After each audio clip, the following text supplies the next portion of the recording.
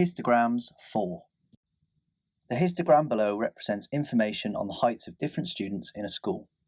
Calculate the number of students with a height greater than 170 centimetres. Here we're asked to find the amount of people who have a height greater than 170 centimetres.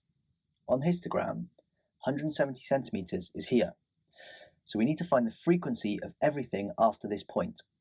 We need to find the frequency of this bar, and this bar.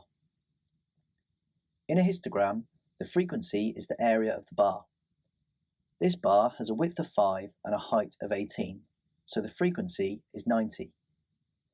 This bar has a width of 5 and a height of 14, so the frequency is 70. This bar has a width of 20 and a height of 5, so the frequency is 100. The total frequency of people who have a height greater than 170 centimetres is when we add these three numbers together, which is 260. Sometimes you have to find the frequency between 2 points. The histogram below represents information on the heights of different students in a school. Calculate the number of students with a height between 135 centimetres and 160 centimetres. Here we have to find out how many students in the school are between 135 centimetres and 160 centimetres. I'm going to draw lines onto the histogram at 135 centimetres and at 160 centimetres. We need to find the area in between these two lines. I'll find the area in sections. The first section is this, which has a width of 5 and a height of 20, so the frequency in this section is 100.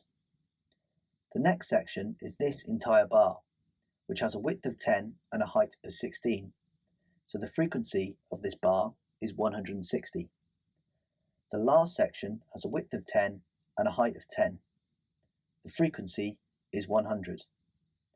The total frequency between 135 centimetres and 160 centimetres is 360. There are 360 students in the school between 135 centimetres and 160 centimetres. Sometimes this can be referred to as an estimate. When we're splitting a bar in half or into a part, we're estimating the number because we are assuming that the frequency is evenly spread amongst the bar. Because it's group data, we do not know for sure, so we use this assumption and it gives us an estimated value for the amount of people in that section.